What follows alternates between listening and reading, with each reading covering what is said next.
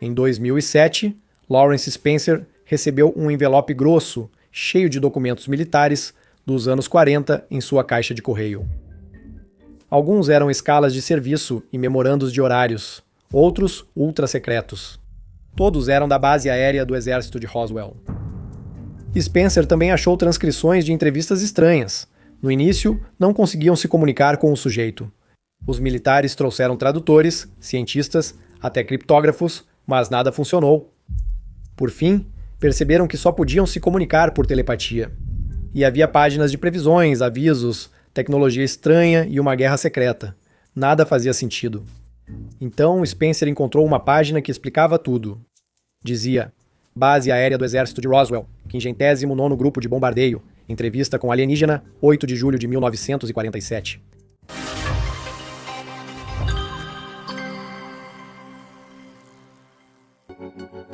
Matilda McElroy era enfermeira do Exército dos Estados Unidos e guardava um segredo que poderia levá-la à morte, por isso permaneceu em silêncio.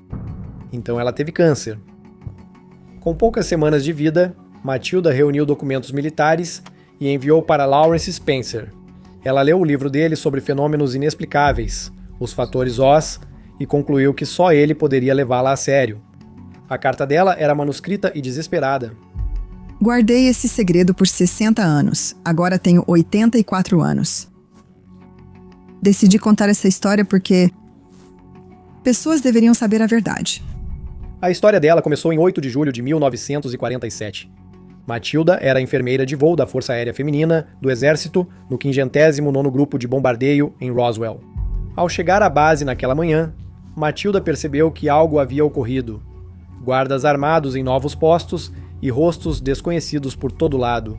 Alguns usavam uniformes, outros usavam ternos, mas todos pareciam nervosos. Matilda ia ao hospital da estação quando 2 policiais militares pediram que ela os acompanhasse. Foram educados, mas ela sabia que não era um pedido. Um coronel a recebeu na porta do hangar. Ele contou que uma nave caiu no deserto. Resgataram um sobrevivente, mas ele não respondia a tentativas de comunicação. Ela avaliava se ele precisava de atendimento médico. Matilda achou estranho ele usar a palavra it. Ela não fazia ideia do que poderia ser. Até entrarem numa sala pouco iluminada nos fundos do hangar.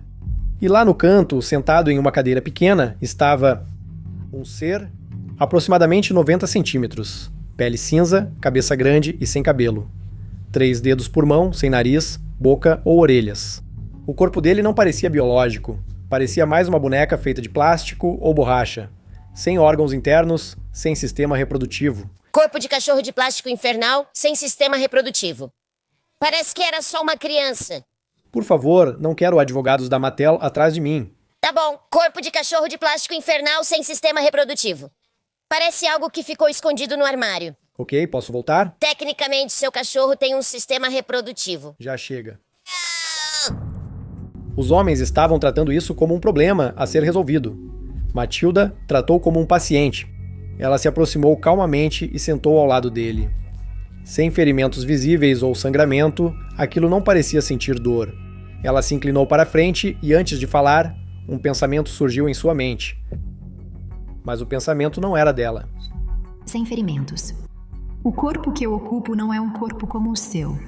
Eu não preciso de comida nem de atmosfera. Mas eu preciso de água. Matilda esperava sentir medo, mas não sentiu. Os pensamentos eram calmos, até familiares. Ela percebeu que esse ser era feminino e não era perigoso. Matilda se apresentou com um pensamento, e o ser respondeu igual. Eu me chamo Airo. Só você aqui não esconde seus pensamentos de mim. Ela entrevistou Airo por 6 semanas, e as transcrições ocuparam centenas de páginas. Airo relatou a Matilda uma guerra que já durava milhares de anos através de milhares de galáxias. Uma guerra que a maioria dos humanos não conhecia nem podia conhecer. Porque, de acordo com Airo, os humanos não são quem pensam ser. Nem de longe.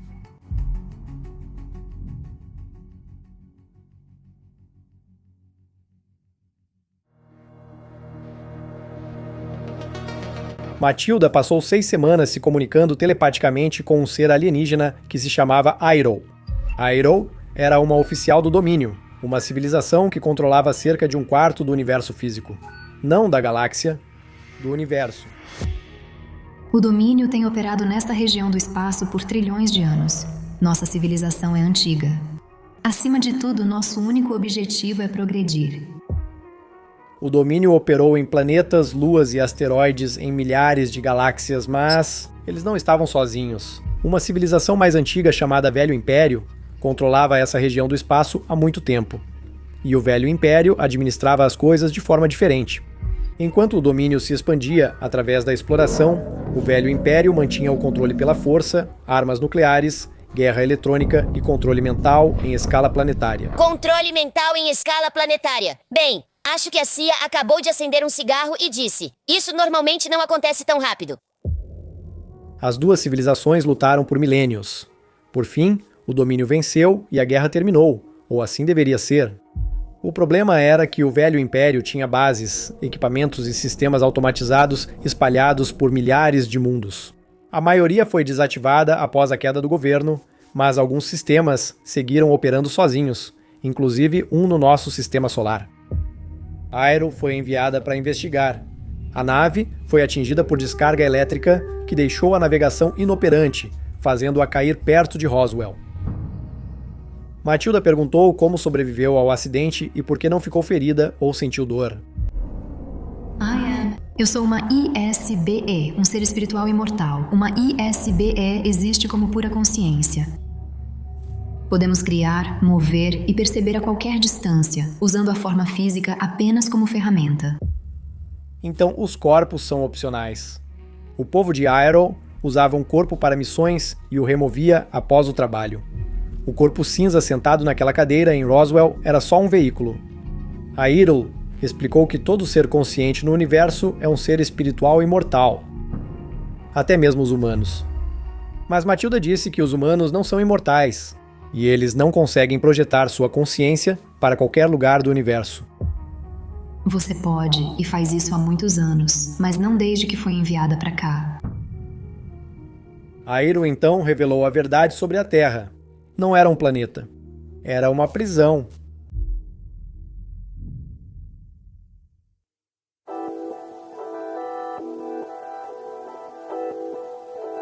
A Irel disse que todos os humanos são ISBEs e estavam viajando pelo universo como pura consciência por milhares ou até milhões de anos. Temos memórias de vidas infinitas, mas estamos separados de nossas habilidades porque a Terra é uma prisão. O Antigo Império construiu a prisão por volta de 8000 AC e começou a enchê-la.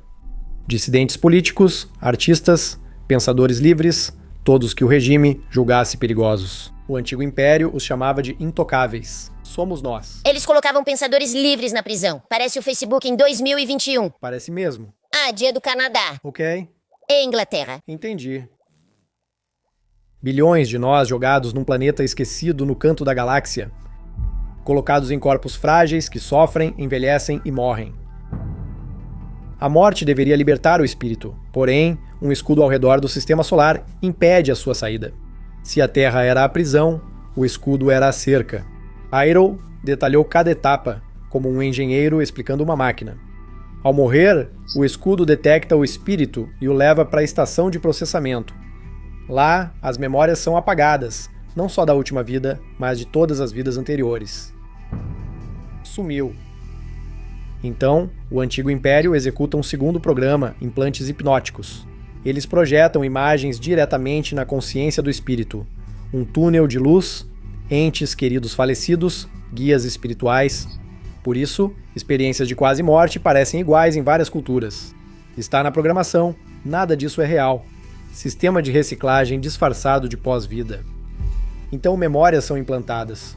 Histórias de criação e códigos morais criados para provocar culpa e obediência. Após ser apagado e reprogramado, o espírito retorna à Terra num novo corpo de bebê. Morrer, esquecer, retornar. Esse controle se estendia por várias vidas. Controle ao longo de várias vidas. Isso parece a fantasia erótica da minha ex-esposa. Qual ex-esposa? Ah, façam um agrado. Perpetuidade é a linguagem do amor delas. Toda religião, toda guerra, todo sistema de poder, tudo faz parte do projeto da prisão. Até o envelhecimento biológico acelerado serve como contenção. O domínio conquistou o antigo império há milênios, mas a prisão da Terra funciona sozinha. Os seus sistemas seguem ativos. Airel afirmou que há uma saída. Você precisa fazer exatamente o que a prisão tenta impedir. Você tem que se lembrar.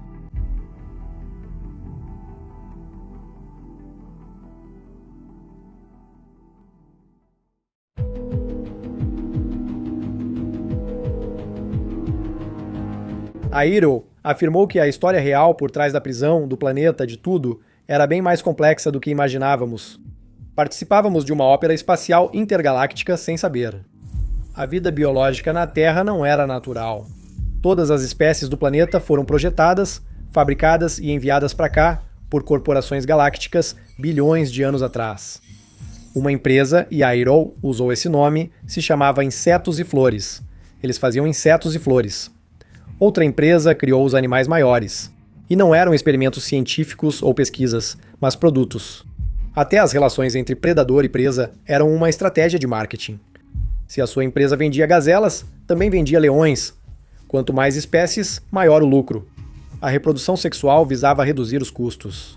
Ao invés de trocar os organismos ao morrerem, você permitia que se substituíssem por conta própria. Até as maiores mentes da Terra não eram nativas. Eles eram ISBs reencarnados. Seu gênio era um reflexo de suas vidas anteriores, como alguns dos melhores oficiais do domínio. Leonardo da Vinci desenhou máquinas voadoras e submarinos 400 anos antes de serem construídos. Mozart escreveu sinfonias inteiras ainda na infância. Nikola Tesla criou máquinas incompreendidas pelo mundo por décadas. Airel afirmou que não estavam inventando. Eles estavam se lembrando. Justiça para Sadheri. O quê? Sim, Matheus. Ah, certo. F. Murray Abraham mandou bem. Sim, mas o nome dele é infeliz. Parece que alguém só mudou para Mary Abraham.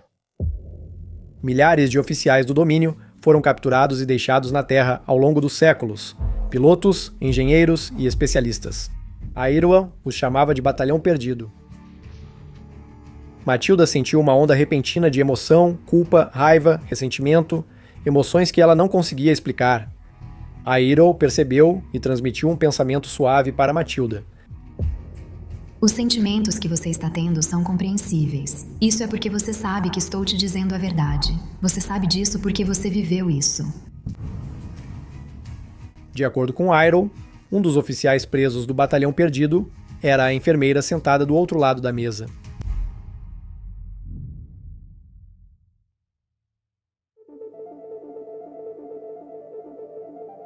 O antigo império já havia caído há 8.000 anos, mas o sistema prisional no nosso sistema solar seguia funcionando autonomamente. O domínio enviou um batalhão especializado para desativá-lo. 3.000 oficiais e engenheiros ergueram uma base no topo dos Himalaias, onde as montanhas os escondiam. Sua missão não era interferir com os humanos, mas libertá-los.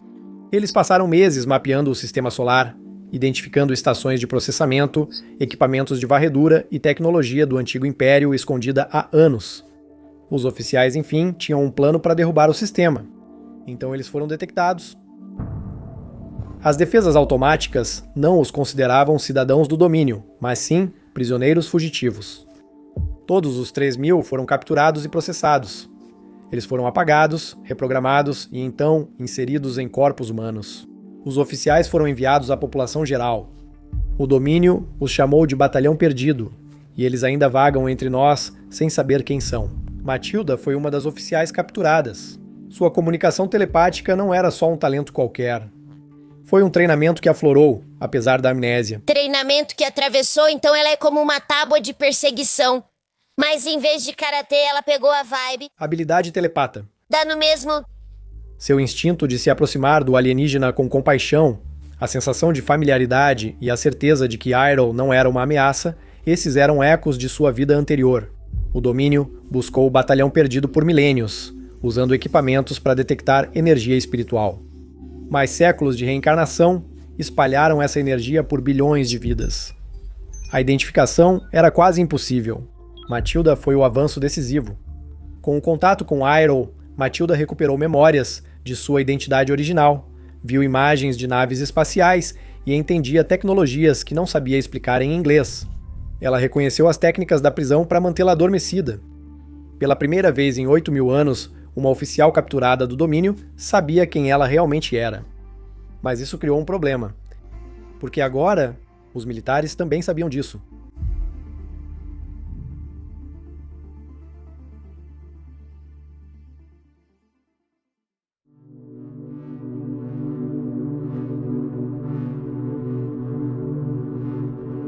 Por 6 semanas, Matilda e Iroh reconstruíram algo que a prisão destruiu há 8.000 anos. Uma conexão entre dois oficiais do domínio. Airel compartilhou informações e colocou ambos em risco. Os militares gravaram tudo o que Matilda disse. Mas o que não conseguiram registrar foi a telepatia, a comunicação antes de Matilda falar em voz alta. O taquígrafo anotou o que Matilda quis compartilhar.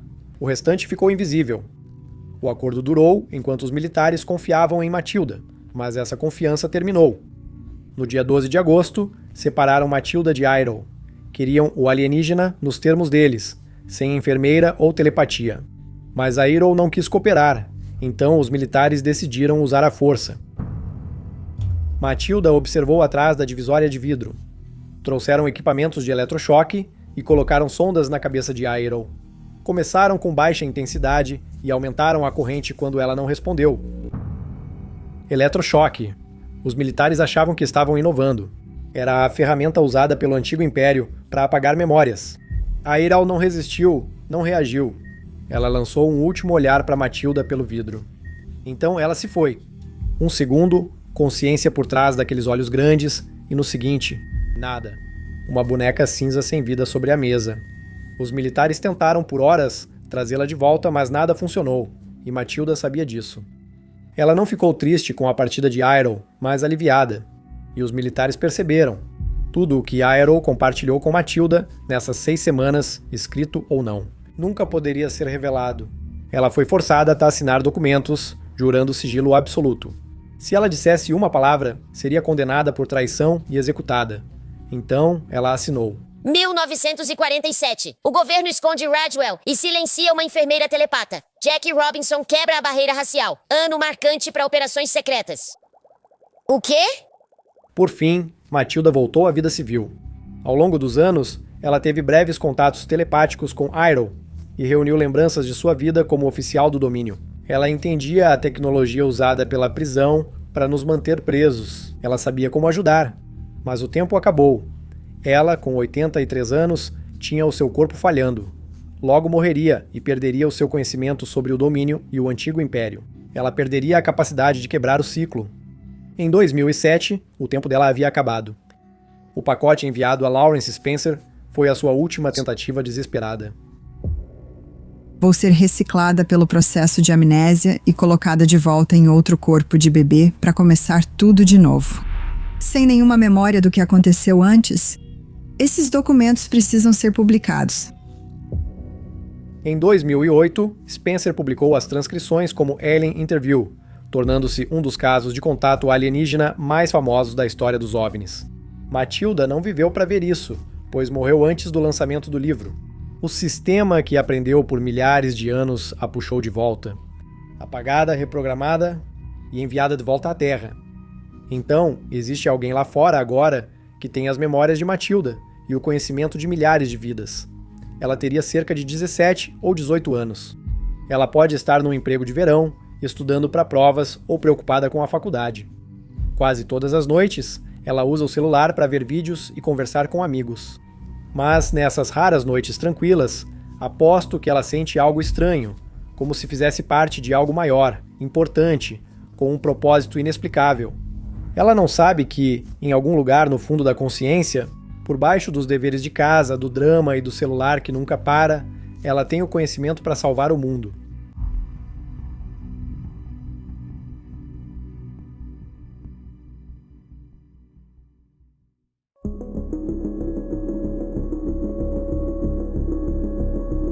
Alien Interview foi um sucesso. Muitos não largaram o livro e disseram que parecia uma lembrança, não uma leitura. As pessoas queriam saber mais sobre Matilda. Como foi a vida dela depois de Roswell? Ela teve filhos ou netos? E a pergunta que todos faziam: quem é Matilda agora? Em qual corpo? Onde? Se a encontrassem, poderiam ajudá-la a lembrar. Trabalhando juntos, talvez conseguíssemos nos libertar da prisão. Primeiro, eles buscaram o registro de serviço dela. Não existia. Os militares não tinham nenhum registro de Matilda O'Donnell McElroy. Segundo o livro, ela mudou de nome e entrou para o programa de proteção a testemunhas, não podendo ser rastreada pelo nome.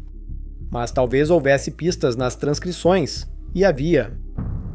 Mas também havia pequenos problemas.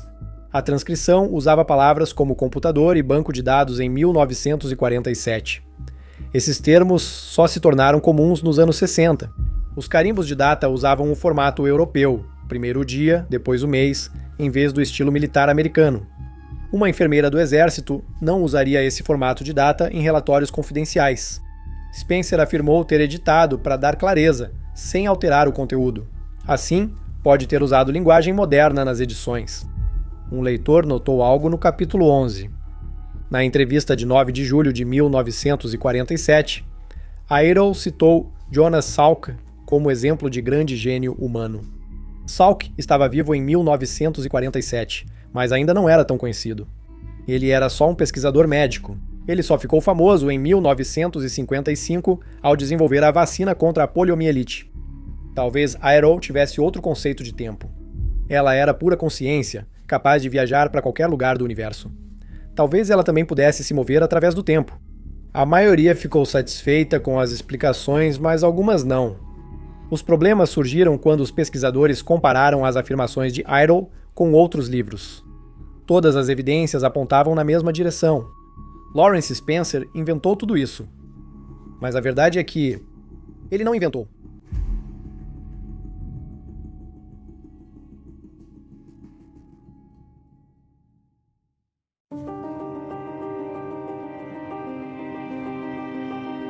Os leitores ficaram indignados. O livro era fato ou ficção? Irol existiu? Matilda era uma pessoa real? Spencer afirmou que Matilda existia. Ele falou com ela por telefone por 20 minutos. Ela morreu alguns meses depois. Isso parecia conveniente demais. Os céticos queriam ver os documentos que Matilda enviou. Mas Spencer destruiu tudo. As transcrições, as cartas, tudo isso. Queimei todos os documentos originais. Não quero passar a vida sendo perseguido por pesquisadores de OVNIs ou agentes do governo. Ele destruiu as provas. Isso não é o que um homem inocente faz. Isso é o que um Clinton faz. Ei, qual é a nossa regra? Nós não fazemos piada sobre os Clintons. Certo. Ele também quebrou o computador com um martelo? Já chega. Desculpa. Não consegui me controlar. Continua. A testemunha estava morta e a única evidência física foi destruída. Spencer ficou totalmente na defensiva e foi aos programas de rádio dizer que a entrevista aconteceu. Ele sempre corrigia quem dizia que ele escreveu o livro, pois era só o editor e publicou apenas o que Matilda enviou. Mas para eliminar qualquer dúvida, Spencer escreveu uma continuação. O livro Força Expedicionária do Domínio, Missão de Resgate, foi lançado em 2011 e classificado como ficção científica. Desta vez, Matilda é resgatada do planeta prisão e volta à ativa com o domínio. Mesmo os personagens em mitologia, seres espirituais imortais presos em corpos físicos, com a memória apagada e reciclados em novas vidas. Ora, esses eram tropos comuns da ficção científica. Implantes, controle mental, apagamento de memória também eram. Esses detalhes chamaram a atenção de Bill Ryan, que analisou Alien Interview linha por linha. Ryan era um pesquisador de OVNIs e fundador do projeto Avalon. Quanto mais Ryan estudava Alien Interview, mais familiar aquilo soava. Corpos de boneca, estações de implantes entre vidas, a guerra galáctica entre civilizações rivais, o planeta prisão, religiões criadas como ferramentas de controle alienígena, tudo descrito como uma ópera espacial. Esses conceitos não eram únicos. Eles foram roubados, em alguns casos, palavra por palavra. Bill Ryan sabia de onde eles vieram. A Igreja da Cientologia.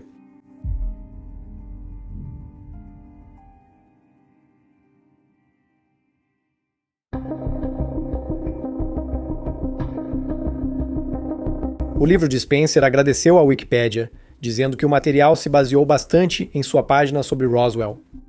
Agradecer à Wikipédia não é um bom sinal. Em 2000, ele enviou um e-mail para Graham Hancock, admitindo ter sido cientologista por 31 anos. Ele afirmou que boa parte do seu livro anterior, aplicava os princípios de L. Ron Hubbard. Agora, discutia os fatores Oz, o que já resume tudo. Spencer foi cientologista por grande parte da vida.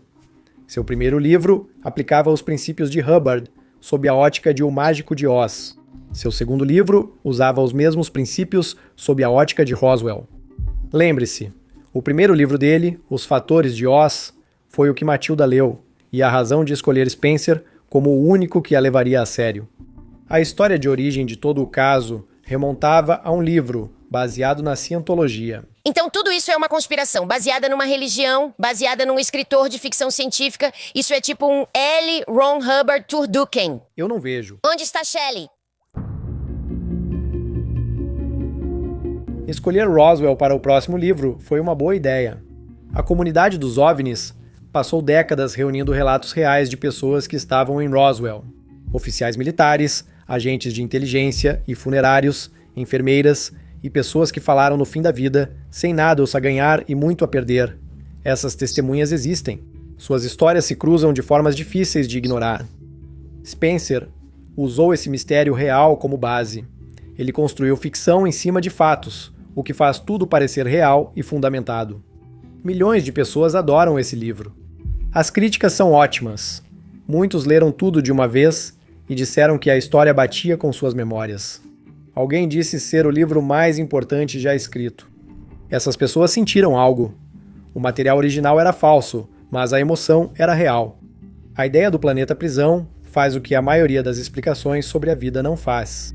Ela te diz que seu sofrimento tem uma causa. Suas limitações são artificiais. Você não é um acidente biológico aleatório numa rocha sem importância. Você é um ser imortal com poderes suprimidos, preso por forças além do seu controle. E, se pessoas o suficiente despertarem, um dia as paredes da prisão cairão.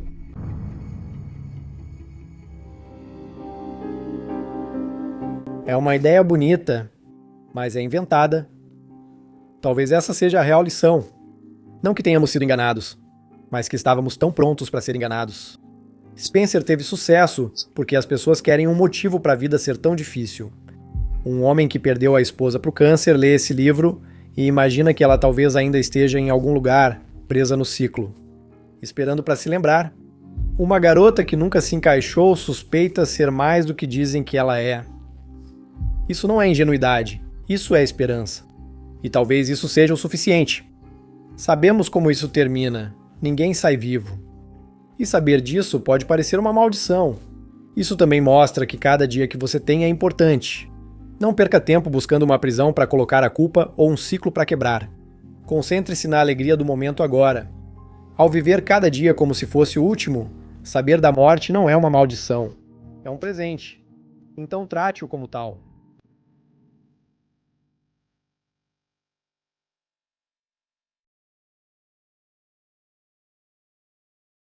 Obrigado por passar o dia comigo. Sou aquele é Ecclefish. Sim. Tô mandando um oi por telepatia agora.